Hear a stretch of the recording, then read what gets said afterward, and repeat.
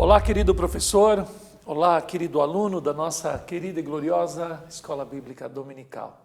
O nosso desejo é que a paz do Senhor Jesus te encontre e aí, muito bem, aonde quer que você esteja nesse momento. Eu sou o pastor Kleber de Amorim, mais uma vez, falo com vocês diretamente dos estúdios da ADC-TV, a TV da Assembleia de Deus em Criciúma, Santa Catarina, aqui no sul do mundo.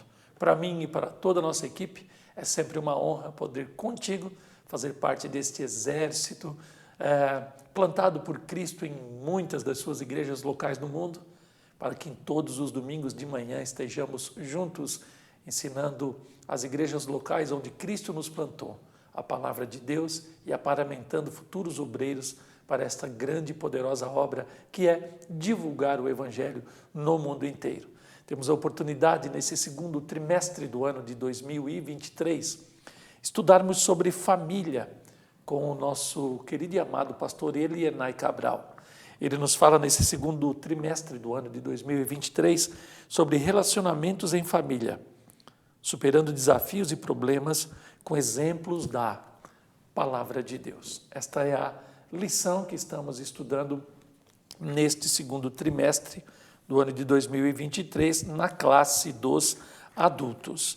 E nós estamos já na lição de número 8 desse nosso segundo trimestre de 2023. E o título está aqui na nossa tela: a importância da paternidade na vida de nossos filhos. Tivemos há 2 aulas atrás, portanto, falando sobre pais zelosos e filhos rebeldes. E aprendemos um pouco mais naquela lição a lidarmos com essa situação da fé manifestando-se no coração do pai e também no coração do filho. E buscando naquela lição respostas para a triste e dura realidade onde em muitas famílias os filhos não correspondem aos pais na questão da fé. Muitas vezes são filhos até obedientes, de um bom caráter, são filhos honestos nos seus tratos com as suas coisas e negócios, porém não manifestam o desejo de servir ao Senhor com fidelidade e às vezes se afastam completamente do convívio da família. Mas na lição de número 8, da qual estudaremos hoje, nós vamos então falar sobre esta marca, sobre esta insígnia, sobre esta influência da personalidade do pai, do líder, daquele que conduz a família na vida dos seus filhos. Então, a importância dessa autoridade paternal é o que vai ser estudado na lição de hoje. E a influência que exerce essa autoridade sobre os filhos é algo maravilhosamente incrível de ser estudado nessa lição. A lição de hoje, ela tem a sua leitura bíblica em classe no livro de 1 Samuel, capítulo 2, dos versos 12 até o 17, depois o verso 22. Depois nós vamos para o 8º capítulo desse primeiro livro de Samuel, dos versos 1, 2 até o verso de número 3. E aí nós vamos fazer o paralelo das famílias de Eli e da família de Samuel, ou das famílias de Eli e de Samuel. Então nós vamos para o nosso texto áureo da lição de hoje. O texto de ouro está em Efésios, capítulo 6, versículo de número 4, que nos diz assim: E vós, pais, não provoqueis a ira a vossos filhos, mas criai-os na doutrina e admoestação do Senhor. Então, a ira é um sentimento pernicioso do qual os pais devem evitar de provocá-lo no coração dos filhos, mas antes de provocar a ira, que a didática desta imposição da autoridade paterna e da doutrina bíblica seja eficaz ao ponto de trazer ao coração do filho não a ira de um peso, de um jugo, de uma responsabilidade excessiva, mas o prazer de amar ao Senhor, do qual o seu pai testifica ao filho.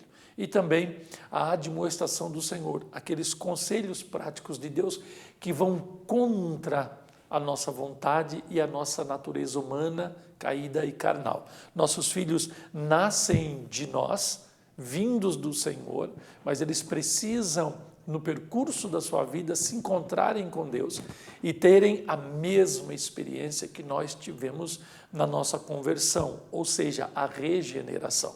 Enquanto a regeneração não chega, o pai deve agir com sabedoria e ele deve não impor, mas ele deve comparar com exemplos da própria vida a admoestação do Senhor, a correção do Senhor, o trato que o Senhor tem com os nossos erros.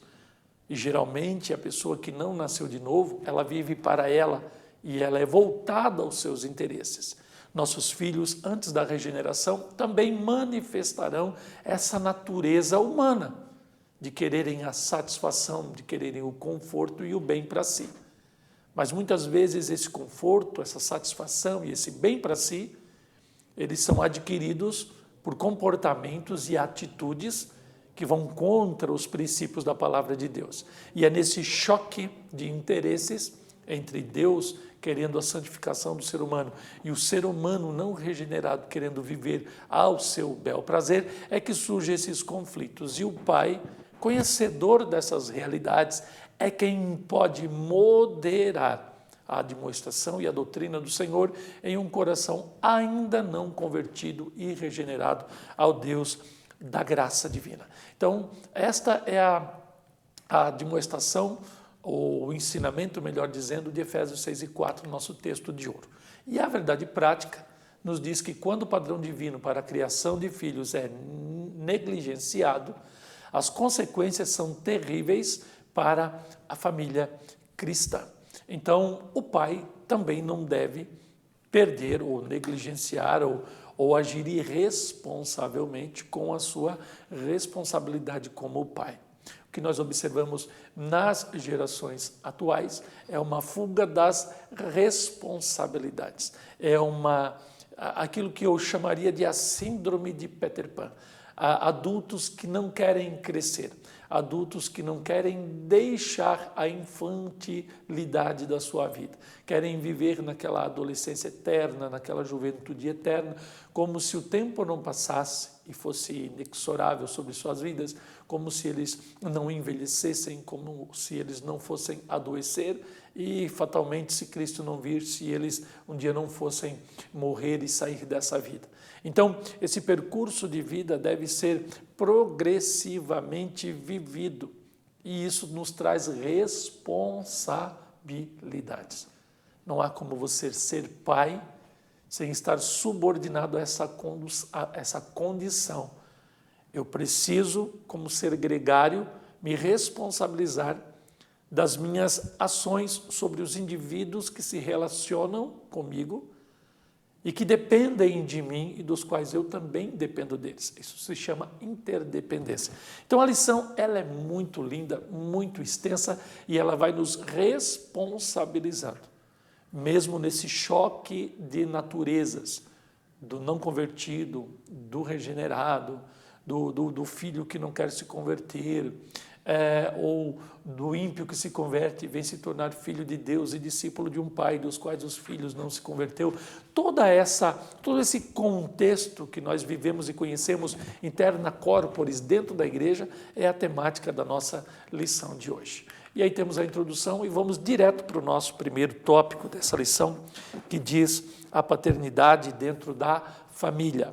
A síntese desse primeiro tópico da lição 8 desse segundo trimestre de 2023 nos diz que a paternidade é uma função que proporciona um sustentáculo afetivo importante para o desenvolvimento da criança. Gostei muito desse termo, sustentáculo afetivo.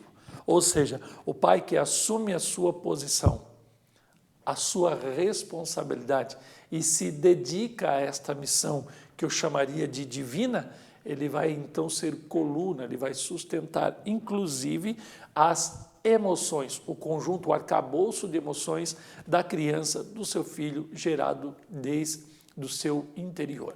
Então, Aqui no nosso primeiro subtópico, a primeira família, então o nosso autor, pastor Elenay Cabral, vai falando que após a queda, o primeiro casal criado, Adão e Eva, inicialmente gerou 2 filhos, formando assim a primeira família. Então, biblicamente falando, nós temos um pai, nós temos uma mãe e temos agora 2 filhos. E aí, para o nosso entendimento sobre a linguagem moderna, sobre o uso atual dos termos, eu trouxe para vocês aqui definições atuais, como um subsídio para entrarmos já no primeiro subtópico do tópico 1 da nossa lição.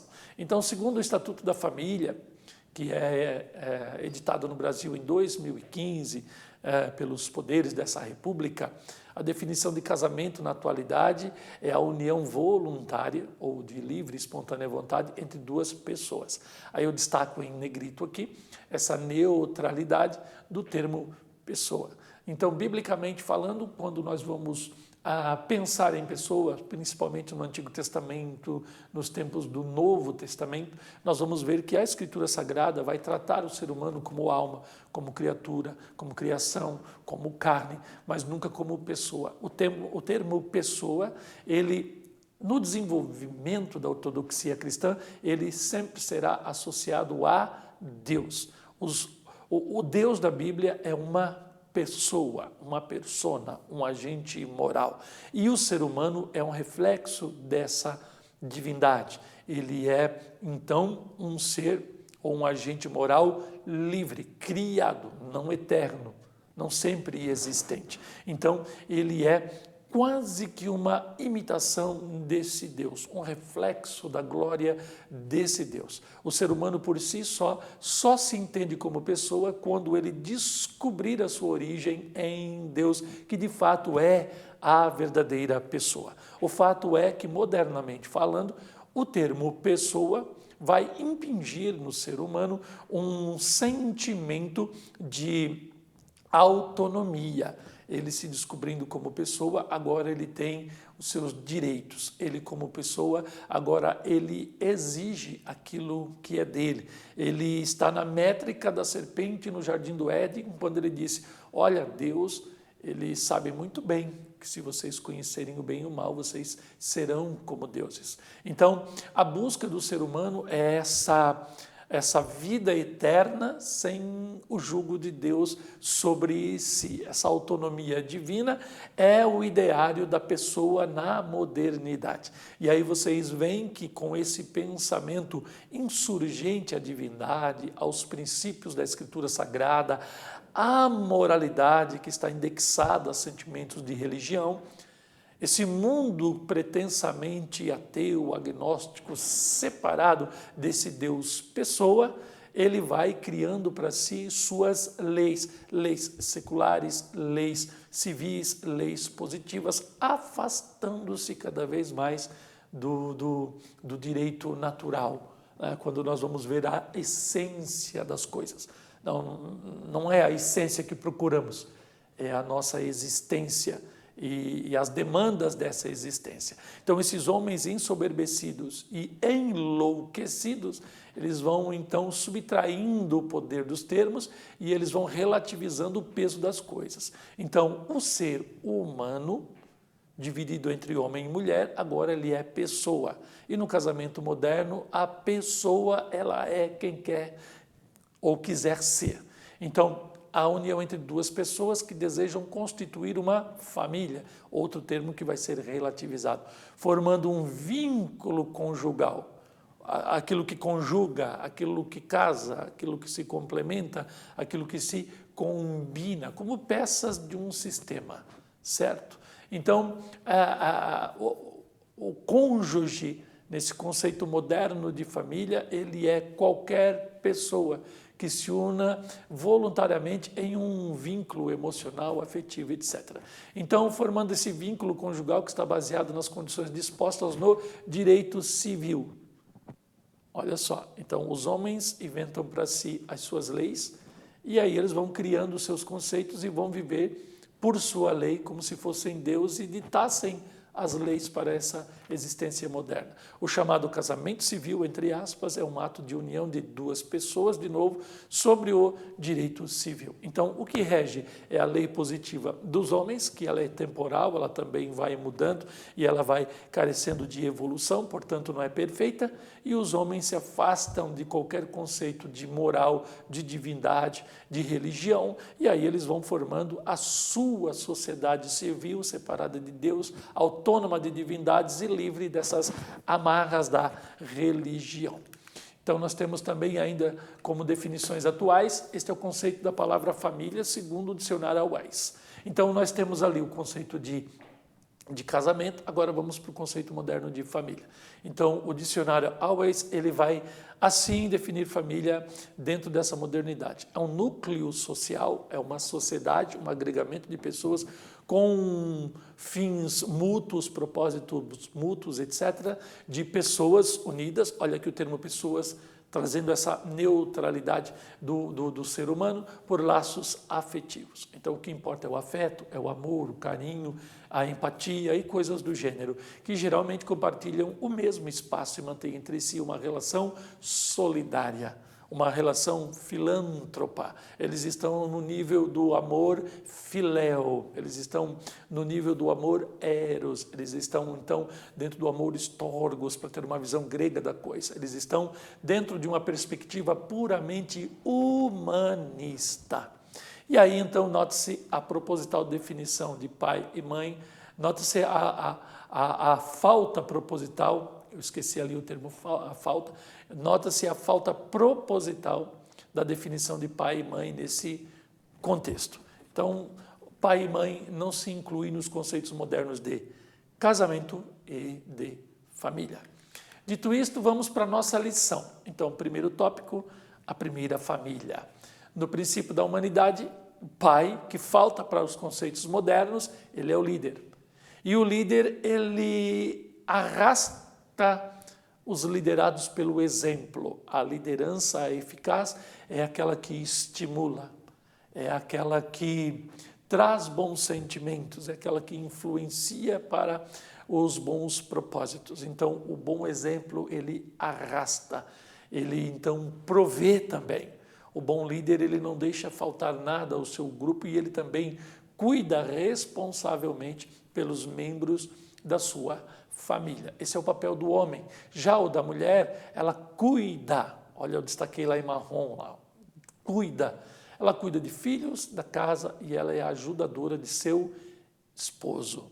Então, uma mulher abençoada, ela promove dentro do lar a prosperidade. A mulher virtuosa, ela é louvada porque ela cria um ambiente sinérgico onde os membros da família, eles então se interdependem e eles então trocam afinidades e competências e o final disso é uma multiplicação de haveres. Por isso a mulher virtuosa sempre será louvada, porque ela multiplica o ambiente da família. No caso de alguns sacerdotes, que é o caso de Eli e Samuel, o exercício sacerdotal passava a ser mais importante do que a criação dos seus filhos, porque tanto Eli como Samuel perderam seus filhos, como nós lemos na leitura da nossa lição de hoje, né? Mesmo tendo uma vida ilibada, eles são displicentes da família. É muito complicado o homem administrar várias prioridades. Mas o bom cristão, ele precisa ter em mente que ele vai administrar as demandas do reino de Deus e as demandas da sua família. No reino de Deus inclui-se o reino do próprio Deus, a igreja e os ministérios e as demandas do evangelho. Agora, nós temos também a nossa família. E versar entre esses dois mundos ou uni-los em uma mesma operação, fazendo deles um mesmo universo, é o desafio de todo o pai, como vai demonstrar toda esta lição. No subtópico 2, a falta de autoridade no lar. A autoridade é aquela insígnia que marca aqueles que não estão subordinados, mas aqueles que, em uma escala de relação da família, eles estão abaixo da ordem, da ordenança, da autoridade, que não é um domínio possessivo, autoritário, né? Não, é um exercício de comando, porque as nossas naturezas clamam também por essa estruturação que é divina, que é eterna, que já vem junto conosco, faz parte de nossa natureza.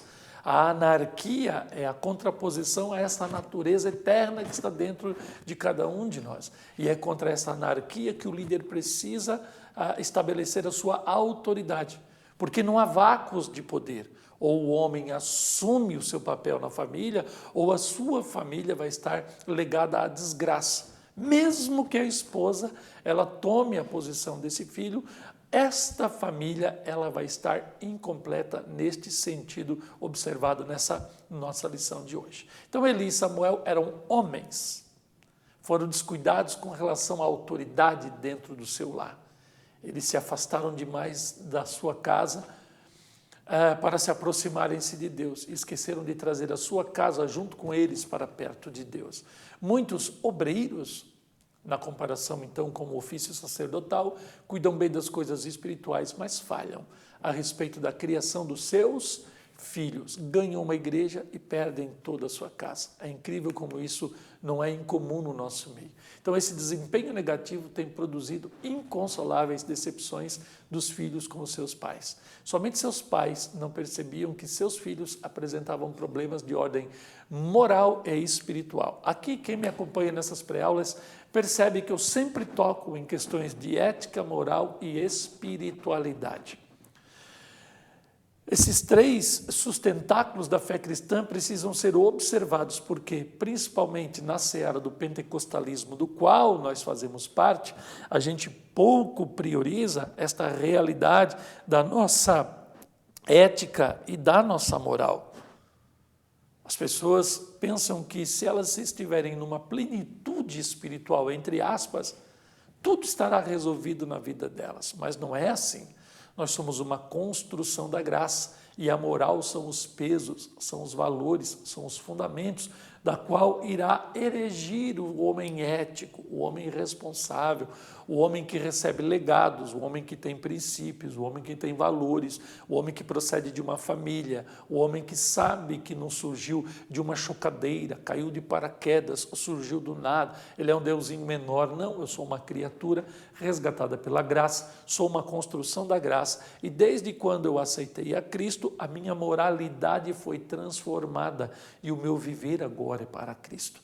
Então, esse testemunho é a ética, a aplicação dessa moral. E aí, então, este homem, quando for revestido de poder, batizado no Espírito Santo, receber dons do Espírito, e depois de um determinado momento da sua convivência com Cristo, ele, então, gerar de dentro de si o fruto do Espírito e não dele, ele é o varão completo. Ele está chegando na estatura do varão perfeito.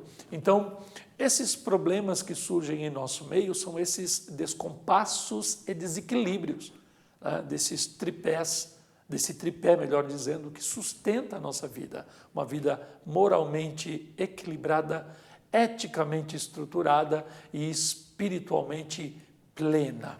Glória a Deus. E aí, então, como subsídio para esse segundo subtópico, como ter um ministério produtivo e uma família abençoada? Coloquei aqui 5 tópicos para você analisar na sua aula e levar para os seus alunos, se assim você achar por bem. Tomando, por exemplo, os relatos bíblicos, tanto os bons quanto os ruins. Nós temos um arcabouço imenso de exemplos, como Davi, como Abraão, como Isaac, como Salomão, então, como Eli, como Samuel, que estamos estudando hoje. Então, deles subtraímos exemplos para nossas tomadas de decisão e reordenação da nossa rota. Temos aqui como 2, reconhecendo os contextos e o espírito do tempo. Então eu vou olhar para o texto bíblico, vou entender que os personagens bíblicos, eles estão vivendo em um momento histórico, reagindo à moral do seu tempo. Então a ética é construída sobre os valores daquele momento. Mas a moralidade, que é oriunda lá dos princípios divinos, ela vai atravessando gerações, e aí então nós vamos olhando as transformações de mentalidade das sociedades durante a história, e nós vamos perceber que aquilo que se chama hoje de Zeitgeist, o espírito espírito do tempo, ele vai movendo sociedades, e as sociedades elas escolhem um caminho.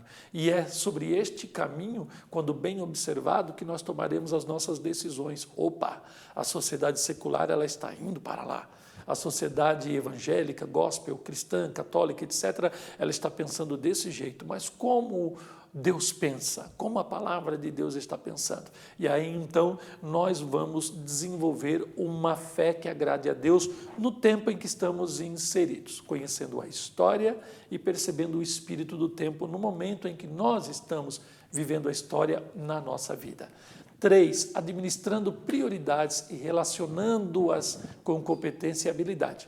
Entre aspas, entre parênteses, estar perto e longe ao mesmo tempo. Então, eu administro as minhas prioridades. Já até toquei nisso na minha fala anterior.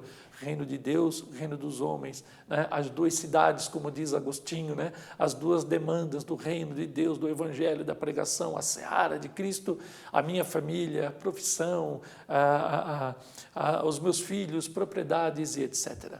Sendo referencial, centolheiro dos filhos, a iniciativa.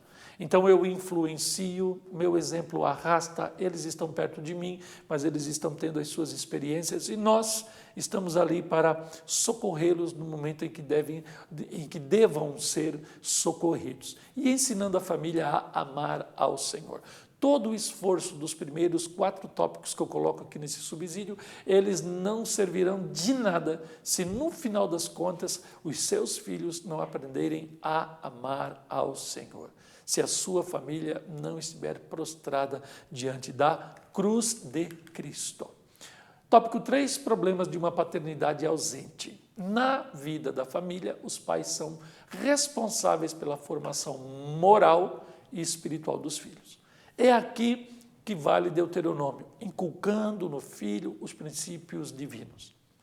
Inculcando nos filhos e também, não só com palavras, mas com exemplos, aquilo que a palavra de Deus ela estabelece como norma para o ser humano como mulher e a norma para o ser humano como homem e a norma para os seres humanos em família.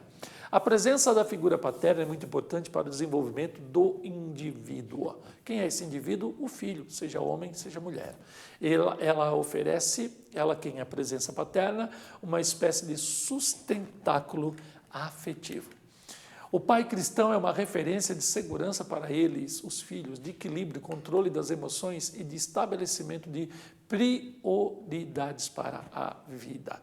É por isso que era muito comum no texto bíblico, e é comum você perceber, inclusive em nossos dias, que a casa de Davi, a casa de Jessé, a casa de José, a casa de Abraão, a casa de Jacó, a casa de Isaac, elas eram assim reconhecidas por quê? Porque os filhos geralmente seguiam a profissão dos seus pais e desenvolviam aquela competência, a carpintaria, a pescaria, a construção, a agricultura, o pastoril e assim por diante. A influência então dos pais sobre os filhos, ela vai gerando inclusive esses comportamentos para toda a vida.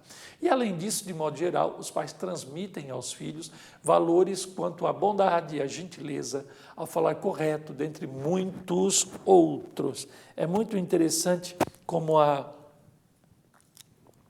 personalidade dos pais, ela acaba sendo refletida na personalidade dos seus filhos. Infelizmente, quando isso é negligenciado, o resultado pode ser desastroso. É aquele ditado popular, a fruta não vai cair longe do pé. Quando você percebe comportamentos muito distantes da família, você percebe que o filho ele está muito longe e ele está no princípio da perdição. Então, quanto mais perto, melhor, para que o resultado final dessa relação entre pai e filho seja produtiva para o reino de Deus.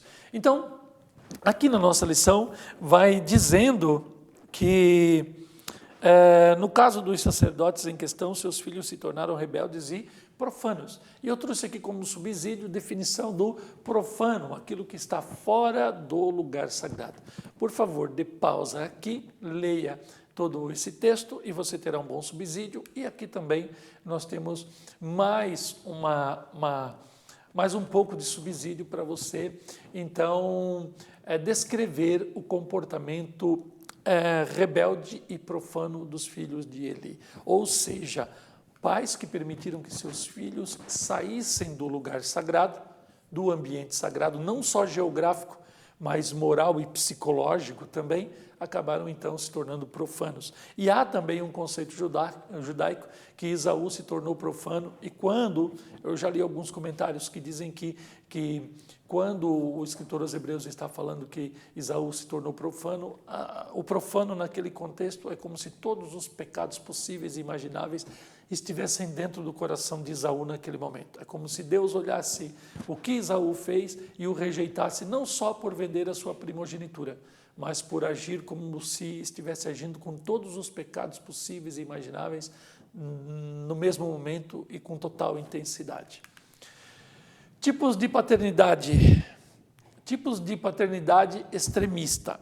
É o segundo tópico da nossa lição de hoje. E a síntese, a paternidade autoritária e a permissiva são prejudiciais à família. Então, a paternidade autoritária é aquela que trata os filhos como se fossem elementos neutros. Não procura ler nos seus filhos as características que estão ali herdadas, para que depois ele possa inserir outras, para que ele possa adquirir pela convivência. E eles tratam os filhos de forma neutra, como se tudo já estivesse prontinho dentro deles, e era só a questão de crescer. Você plantou ali alface, vai nascer alface. Você plantou repolho, vai nascer repolho. Você plantou ali cenoura, vai nascer cenoura. Não é bem assim. Esse tipo de autoridade, de imposição, sabe apenas manipular. Filhos obedecem, então, por medo, por culpa, por remorso, por rancor. E é por isso que, quando muitos atingem a idade adulta, eles fogem para bem longe de seus pais. Nós temos aqui ainda sobre a paternidade autoritária um zelo extremo. Então, muitas vezes esse autoritarismo ele é fruto de uma ignorância também. E aí, então, o zelo extremo, no fundo, é medo de perder aquilo que ele tem por precioso. Mas porque não tem condições de administrar aquela herança dada por Deus, ele acaba perdendo seus filhos. Mas então Paulo vai dizer: e vós pais, não provoqueis a ira em vossos filhos, mas criai-os na doutrina e a admoestação do Senhor. Então o nosso Deus, quando nos cria com uma agência moral, mas também com a liberdade. E na métrica de Deus, nós sabemos que os nossos filhos, eles são agentes morais e nós não podemos tolher deles também a liberdade. Nós podemos auxiliá-los no trato com essa liberdade, mas não impor sobre eles o nosso zelo extremo. Eles precisam amar a Deus para depois ter o mesmo zelo por Deus. E a paternidade permissiva é quando o pai não se importa com os princípios bíblicos e deixa seus filhos à mercê para decidirem segundo o seu coração. Isso é calamitoso. Essa paternidade, ou até mesmo maternidade, é um tipo de tolerância sem freio algum que induz a criança a imaginar que seus pais não as amem e nem se importam com as suas necessidades emocionais e também físicas. Porque os filhos, eles têm o seu desenvolvimento e eles carecem do acompanhamento dos seus pais, principalmente na puberdade, naquela fase de passagem da adolescência para a maturidade juvenil, onde a vida de fato começa a demonstrar os desafios, os seus dilemas, e ali a criança ou o jovem vai passar por muitos conflitos emocionais, e é naquele momento que os pais precisam estar mais perto deles para determinar o futuro de cada um dos seus filhos. Ainda sobre paternidade permissiva, o pai permissivo é aquele que entende que os filhos devem tê-los como exemplo, mas não os corrigem quando cometem os seus erros. Então, isso se chama leniência e isso é muito perturbador para nós como cristãos que temos a palavra de Deus, trazendo o exemplo de um Deus que nos corrige porque nos ama. E ainda sobre paternidade permissiva, Salomão ele diz que como não executa logo o juízo sobre a má obra, por isso o coração dos filhos dos homens está inteiramente disposto a pecar. Então, paternidade segura, presente e responsável, ela deve estar presente na vida da família. Eli, então, criou seus filhos que se tornaram profanos, de um sacerdote que teve o poder de abençoar Ana para ter Samuel, também saiu filhos de Belial. Então, eram, porém, os filhos de Eli, filhos de Belial. E a palavra Belial é terrível. Nós temos aqui a sua raiz em Bel, o sufixo em Ilau, que significam sem proveito, imprestável, filhos inúteis. Os filhos de Eli foram homens pervertidos, foram irreverentes. Cuidado com as palavras, com as piadas, com as chocarrices em casa, porque isso pode ser um atrativo para levar seus filhos para longe da presença de Deus. Eles não respeitavam o tabernáculo, o sagrado, e fizeram do tabernáculo de Deus a extensão da sua família caída. É lamentável que um pai que tinha uma posição tão especial, fosse tão relapso com a sua família. Então, como subsídio, trago 3 tópicos aqui que julgo importante para vocês nessa lição. O autoritarismo pode, no fundo, estar revelando um caráter inseguro dos pais em relação à responsabilidade com seus filhos. 2, a permissividade, em alguns casos, pode ser reflexo de uma espécie de autoindulgência ou remissão por equívocos passados. Nós temos hoje muitos problemas no nosso meio por conta dos usos, por conta dos costumes, das nossas tradições, o peso daquelas imposições. Quem é assembleano sabe do que nós estamos falando, ou pessoas de igrejas tradicionais também sabem que essa transição daquela visão de mundo para essa visão mais moderna, ela chocou, conflitou, ela trouxe muitas dores para a gente, só que eu também não posso olhar para trás. E muitas vezes os erros cometidos foram erros, inclusive cometidos por pessoas intelectualmente honestas, que apenas queriam fazer o bem. E aí então eu olhar para aquilo e querer romper com toda a tradição, inclusive as coisas boas que estão dentro dessa tradição, não do tradicionalismo. E aí então a gente tenta uma remissão, a gente se culpa por aquilo que a gente viveu. E a coisa pior que existe é você estar fazendo história. Porque no fazer da história você não tem o domínio exato de todas as coisas. Claro que os escritores bíblicos, eles tinham sobre eles a inspiração divina que os moderava para que eles não errassem no seu tempo. Mas sem a inspiração divina, todos os autores bíblicos erraram e erraram muito nas suas decisões, porque eles estavam fazendo a história e não tinham noção exata do que estava acontecendo. Agora, com a inspiração, eles acertaram e nos legaram a Bíblia Sagrada. E eles acertaram em Deus. E é da mesma forma que nós vamos procurar com muito temor acertar em Deus, para que possamos ter uma paternidade que influencie nossos filhos a amarem ao Senhor.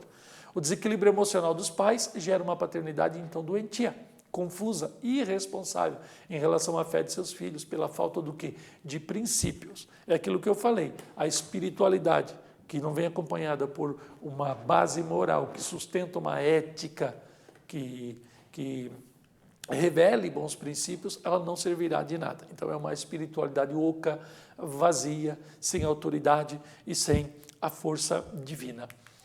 Temos aqui no tópico 3 o fracasso de 2 pais relapsos com seus filhos. E a síntese, todo pai cristão deve zelar por sua família com dedicação e com responsabilidade. Dedicação e responsabilidade são 2 verbos que andam correlatos nessa análise da lição 8 do dia de hoje. O dedicado, ele sempre mantém a mesma disposição de acertar. E essa disposição de acertar é, no fundo, uma responsabilidade, contrato das coisas de Deus. Primeiro subtópico, omissos para com seus filhos. Então, 1 Samuel 2:12 vai nos dizer: eram, porém, os filhos de Eli, filhos de Belial, e não conheciam ao Senhor. Esse aspecto do não conhecer ao Senhor, ele é muito comum em nosso meio, principalmente nos filhos de pais evangélicos, que não conheceram o mundo, que vieram a esse mundo dentro de uma redoma protetora, poderia usar o termo hermético, que vai fazer com que seus filhos eles fiquem afastados do mundo sem o conhecer. E é nessa hermética, nessa proteção, nesse cuidado, que nós precisamos conduzir os nossos filhos a essa transição desse ambiente do sagrado para o secular, para que eles, ao passo que vão para o secular e assumir responsabilidades como ir às escolas, seus primeiros estágios, sua profissão, o ambiente universitário e acadêmico e etc., eles voltem para nós com o temor do Senhor. E o temor do Senhor muitas vezes está no coração de jovens que ainda não conheceram a Cristo, que não nasceram de novo e que não têm a verdadeira e genuína conversão. Então essa habilidade, essa honestidade intelectual de perceber isso nos nossos filhos é o princípio, né, da boa e verdadeira paternidade cristã sobre os seus filhos. Seus filhos não tinham nenhuma disciplina, tornaram-se avarentos e profanos. O pai cristão, ele exerce disciplina na sua família e sobre seus filhos. Então, quando Samuel foi confrontado a respeito do mau procedimento dos seus filhos, ele tomou as dores dos seus filhos para si e se sentiu rejeitado. Aqui nós temos já um princípio nepotista no coração de Samuel. Samuel, que é um milagre de Deus, Samuel, que é um homem de Deus, que conheceu a voz do Senhor, nesse momento, ele está sendo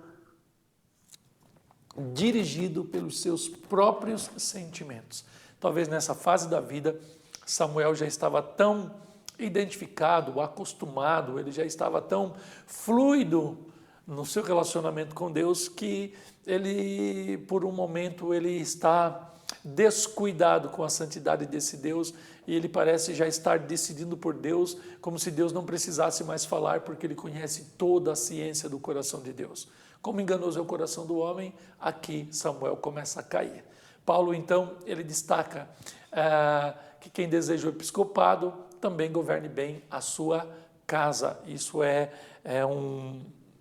sine qua non, é indispensável. Você, como obreiro, você precisa conduzir bem a sua casa. Subsídio para esse primeiro subtópico, aí nós colocamos aqui, a disciplina está associada a quê? Quando Deus ele cria e gera as coisas que ele diz ser boas, ele está dando ao caos do nada. Primeiro, ordem. Então a disciplina ela traz ordem. E o que é ordem? É uma determinação que através de princípios elementares, eu poderia ter usado aqui também o termo essenciais, estabelecerá um fim útil a todos os processos. Então aquilo que é ordenado vai cumprir no final aquilo pelo qual foi disposto. A forma, então a ordem, ela estabiliza os elementos e ela acaba gerando uma forma. Ou seja, ela é a aparência, o aspecto físico ou formal das ideias, das coisas, dos processos na realidade. Eu poderia ter colocado pessoas aqui também. Então, a ordem vai gerar uma forma. E toda forma, ela tem uma medida. E a medida é a quantificação exata dos seres, dos entes e das coisas. Perceba que na forma eu coloquei ali, inclusive, as ideias. E a moral ela está muito condicionada a ideias, a esses princípios, a esses sentimentos, a esses valores, esses princípios de coisas. Então isso deve estar ganhando forma, e essa forma, né, o sal, a luz, o brilho, isso é o testemunho, é a ética, é a moral posta em ação. Olha como os conceitos vão se relacionando. Então, a disciplina, ela tem ordem, ela tem forma, ela tem medida. Ela então pode impactar. Por quê? Porque agora ela sai do campo dos sentimentos, da subjetividade das ideias e agora ela entra na prática e ela determina comportamento. A disciplina determina comportamento porque ela tem ordem, ela tem forma, tem medida. Então, a ordenança é a formalização dos processos em medidas exatas que promoverão o bem ou fim útil da criação divina. O fim útil dos filhos é amar e temer a Deus e depois honrar os pais. É aqui que nós vamos então ter a compreensão exata da paternidade influenciando seus filhos, levando-os a amar e temer a Deus e a honrar seus pais. Temos aqui o segundo subtópico, a isenção de responsabilidade de Eli e Samuel para com seus filhos. Sem que esses sacerdotes exercessem autoridade em casa, seus filhos se tornaram vulneráveis, se tornaram frágeis, propensos às fraquezas. Por quê? Porque eles estão sendo deformados. Eles estão perdendo a sua capacidade ou a sua medida de serem homens de verdade. Então, quando você vai contra a ordem, a forma e a medida, você vai desordenando, desumanizando, desmedindo, desinformando. Eli e Samuel não se isentaram da responsabilidade para com os seus filhos. Eli e Samuel se isentaram, melhor dizendo, da responsabilidade para com os seus filhos. E aí o final você está vendo aqui na lição. Subtópico 3, tratamento inadequado. Há uma pressão natural sobre e sobre a família do pastor por causa da natureza pública de sua função. Entretanto, seus filhos, antes de tudo, precisam de cuidados pastorais e espirituais. Infelizmente, quando não se tem um tratamento sábio com os filhos de obreiros, alguns problemas podem surgir. O modelo bíblico de tratamento adequado passa pelo respeito e pela admoestação, como inclusive já lemos em Efésios capítulo 6 e versículo de número 4. Então quero trazer aqui meu último subsídio para essa pré-aula, nesse subtópico 3. Pais tementes a Deus reputam ao Senhor o sucesso de seus empreendimentos e ministérios. Então quando um pai tem principalmente sucesso na vida profissional, ministerial, acadêmica, etc., ele sempre vai reputar seu sucesso a Deus. Pais tementes inserem suas famílias na dinâmica de seu relacionamento com Deus, dependência e submissão irrestrita. Então, ele reputa o sucesso a Deus, ele traz a família para perto desse Deus que lhe deu o sucesso. Ele responsabiliza a família, ele envolve a família, ele então influencia a família, ele motiva, ele inspira a família a estarem perto desse Deus que prospera. Pais tementes a Deus promovem ambientes livres. Alguém diz assim, não precisa ter cerca, tendo pasto, tudo bem. Mas Cristo é a porta. E os pastos em Israel, eles têm cerca de pedras, inclusive. Jesus é o pastor que senta com as costas de um lado do muro, com os pés do outro, e ele é a porta depois de ter arregimentado suas ovelhas para o seu aprisco. Mas há a liberdade estando perto de Cristo. E a liberdade nos faz não ir para longe, mas querer estar perto do sumo pastor. Ambientes também agradáveis e ao mesmo tempo responsáveis com a santidade da adoração, seja nas responsabilidades ministeriais, seja o culto, como nas seculares, profissão, formação, patrimônio, empresa, ou seja, dá para conciliar tudo e amar a Deus e ter sucesso na vida. E aí então nós temos a conclusão dessa lição. E nós pedimos que você ore, que você então dê o seu like aí no nosso vídeo, que você compartilhe nas suas redes sociais e ore muito por cada pessoa envolvida aqui nesse expediente. Então o nosso desejo é que você nesse próximo domingo tenha uma boa, produtiva e abençoada aula para a glória de Deus. E também desejamos um próximo encontro abençoado na presença de Cristo lá na lição de número 9. Tenha um bom domingo, uma boa aula, Deus te abençoe, em nome de Jesus. Tchau.